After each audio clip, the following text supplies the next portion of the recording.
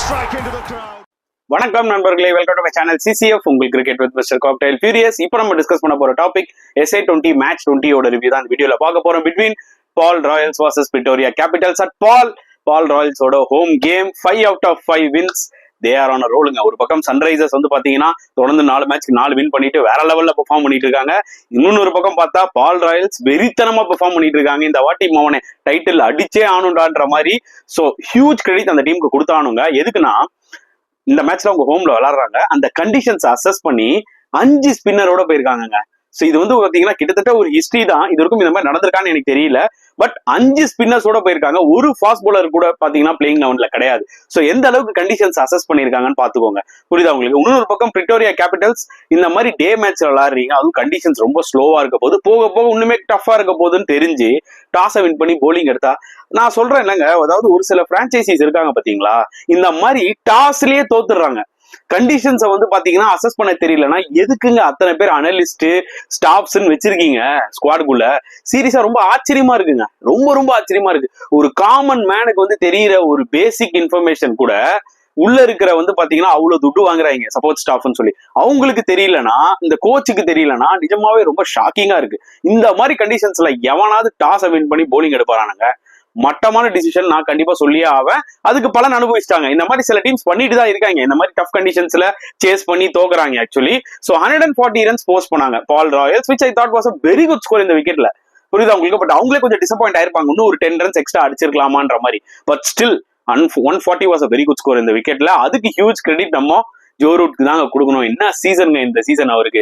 Crucial 78 runs full 20 overs விளையாடினாரு. Yes, he had luck. அந்த டைம்ல வந்து பாத்தீங்கன்னா 22 ரன்ஸ் 23 ரன்ஸ் இருக்கும்போது பாத்தீங்கன்னா ஒரு ஷாட் ஒன்னு அடிச்சாரு, ஃபுல் ஷாட் ஒன்னு ஆடினாரு டீப் ஸ்கொயர் லெக்ல.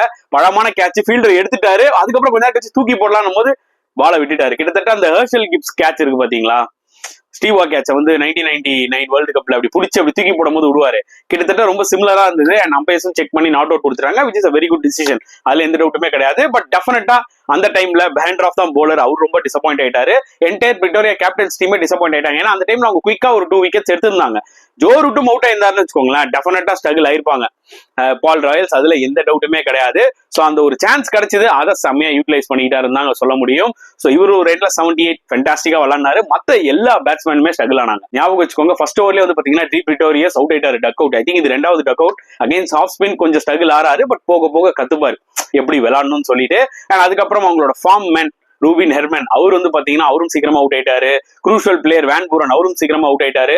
சோ அந்த டைம்ல வந்து பாத்தீங்கன்னா உங்களுக்கு ஒரு பார்ட்னர்ஷிப் தேவைப்பட்டுச்சு. சோ ரூட்டும் சரி, இன்னொரு பக்கம் வெள்ளைலேகம் சரி, 2 பேருமே ஒரு குரூஷியல் 40 ரன்ஸ் ஆக்சுவலா அடிச்சாங்க.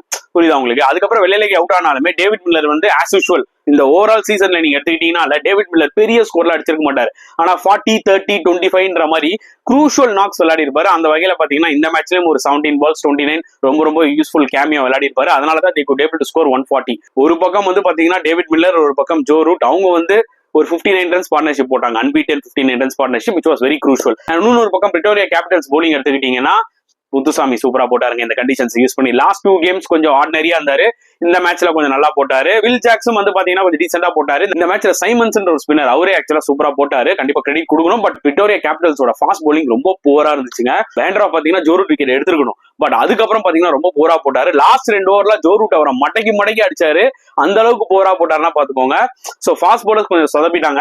அண்ட் சேசிங்ல வந்து நம்மளுக்கு நல்லா தெரியும், இந்த விக்கெட்ல 141 அடிக்கிறது ரொம்ப கஷ்டம். சோ பவர் பிளே ரொம்ப இம்பார்ட்டன்ட். சோ நான் சொன்ன மாதிரி 5 ஸ்பின்னரோட உள்ள இறங்குறாங்க பால் ராயல்ஸ். புரியுதா உங்களுக்கு? சோ பவர் பிளே ரொம்ப குரூஷியல். பவர் பிளேல பெருசா ரன்ஸும் அடிக்க முடியல, விக்கெட்ஸும் விட்டுட்டாங்கன்னு தான் சொல்ல முடியும். ஆஸ் யூஷுவல் எல்லா பேட்ஸ்மேனும் ஸ்ட்ரகிள் ஆனாங்க. But Will Jacks and Kyle Verreynne, அவங்க 2 பேர் மட்டும் சேர்ந்து ரொம்ப அந்த ப்ராமிசிங்கான ஒரு 77 ரன்ஸ் பார்ட்னர்ஷிப்ங்க அந்த டைம்ல. ஏன்னா 23 for 3 ஓவர் இருந்தாங்க அந்த டைம். ரொம்ப கிரிட்டிக்கலான சிச்சுவேஷன். அங்க இருந்து 77 runs partnership was so crucial. எப்போ வந்து பாத்தீங்கன்னா கைல் வெரேன் அவுட் ஆனாரோ அப்பவே ஜாக்ஸ் கொஞ்சம் ஸ்ட்ரகிள் ஆக ஆரம்பிச்சிட்டாரு ஒரு எண்ட்ல. இவந்தோ செட் பேட்ஸ்மேன் இருந்தா கூட அந்த விக்கெட்ல வந்து பாத்தீங்கன்னா just like that free flowing அடிக்க முடியாது. புதுசா வர பேட்ஸ்மேன் எல்லாருமே ரொம்ப ஸ்ட்ரகிள் ஆனாங்க இந்த விக்கெட்ல. எடுத்தோட ரன் ஸ்கோர் பண்றதுக்கு இவன் சிங்கிள்ஸ் ஆடுறதே ரொம்ப டிஃபிகல்ட்டா இருந்தது. சோ ரிக்வயர்ட் ரேட்டும் ஏறி போய்கிட்டே இருக்கு. சோ இவங்களும் ஸ்ட்ரகிள் ஆயிட்டே இருந்தாங்க. கடைசியில பாத்தீங்கன்னா 11 ரன்ஸ் வித்தியாசத்துல தோத்துட்டாங்க. சோ பால் ராயல்ஸ் ஸ்கெட்ச் போட்டு உள்ள வந்தாங்க 5 ஸ்பின்னர்ஸோட. அத பிளான் வந்து பாத்தீங்கன்னா பக்காவா எக்ஸிக்யூட் பண்ணிட்டாங்கன்னு தான் சொல்ல முடியும். அபார்ட் ஃப்ரம் பீட்டர், மத்த 4 ஸ்பின்னருமே நறுக்குன்னு போட்டாங்க. சோ முஜிப் சொல்லவே வேணாம், அவர் செமையா போட்டு 2 விக்கெட் எடுத்தாரு. வெள்ளைலேகி செம எக்கனாமிக்கலா போட்டு அவர் ஒரு விக்கெட் எடுத்தாரு. ஃபார்ச்சூன் ஆஸ் யூஷுவல் அவரோட சூப்பர் ஃபார்ம் இந்த டோர்னமெண்ட்ல அவரும் கண்டினியூ பண்ணிட்டு இருக்காரு. ஜோ ரூட்டும் நல்லா போட்டு விக்கெட்ஸ் எடுத்தாரு.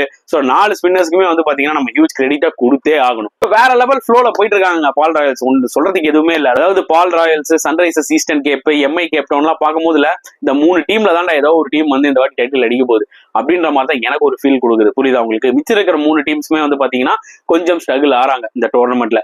அதுல எந்த டவுட்டுமே இல்லை. பிட்டோரியா கேபிட்டல்ஸோட பெர்ஃபார்மன்ஸ் ஆஸ் வெல் அஸ் அவங்களோட சில ஸ்ட்ராட்டஜி எல்லாமே வந்து டேம் புவரா இருந்திருக்கு இந்த சீசன்ல. அதை நம்ம கண்டிப்பா சொல்லியே ஆகணும். So super win once again for Paarl Royals. அதுல எந்த டவுட்டுமே கிடையாது. Disappointing campaign for Pretoria Capitals continue ஆயிட்டே இருக்குன்னு தான் சொல்ல முடியும். இந்த மேட்ச் பத்தி நீங்க என்ன ஃபீல் பண்றீங்க?